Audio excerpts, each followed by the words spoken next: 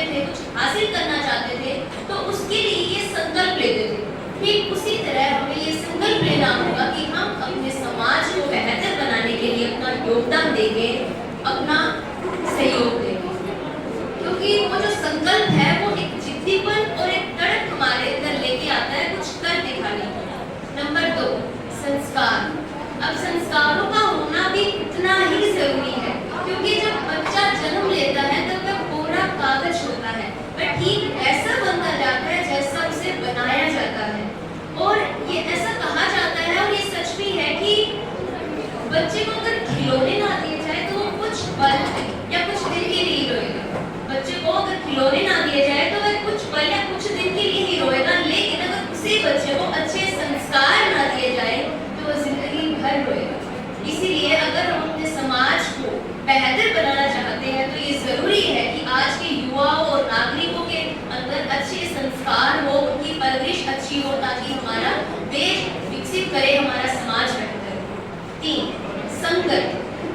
संगति का बड़ा अहम योगदान होता है हमारे समाज को बेहतर बनाने में भी और हमारे समाज को बिगाड़ने में भी, क्योंकि संगत ही वो कारण है जिसके कारण युवाओं के अंदर नशे की लत लग जाती है। संगत ही वो कारण है जिसके अंदर बच्चा छोटी सी उम्र में चोरी चकारी करने लग जाता है, और संगत ही वो कारण है जिसके कारण युवा अपने लक्ष्य से भटक जाता है। उसे नहीं पता कि उसे अपनी जिंदगी में करना क्या है, उसके सपने क्या है, वो क्या कर रहा है, और सबसे बड़ी बात क्यों कर रहा है उसका उसे पता ही नहीं है।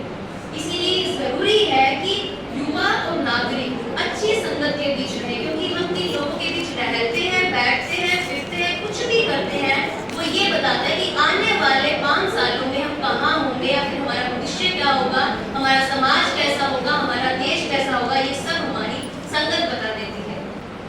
एकता और एकजुटता। 130 करोड़ देशवासियों के बीच में प्रेम की भावना, सम्मान की भावना होनी चाहिए, और यही बात हमारे पंचकरण में भी बोली है। उन्होंने यही कहा है कि अगर हमारा देश तरक्की करना चाहता है, अगर विकसित करना चाहता है, तो उसके लिए जरूरी है कि हमारे समाज में, हमारे देश में एकता और एकजुटता होनी चाहिए। और इसी एकता और एकजुटता का उदाहरण हमने कोरोना काल में देखा ही होगा। तब किसी ने घर पर रहकर, तो बहुत से लोगों ने अपनों से दूर रहकर अपनी एकता का प्रदर्शन किया, अपनी एकजुटता को दिखाया, और वही कारण है कि आज हम सब लोग सुरक्षित हैं, स्वस्थ हैं, यहाँ बैठे हैं। 5वां, अपने कर्तव्य को पहचानो।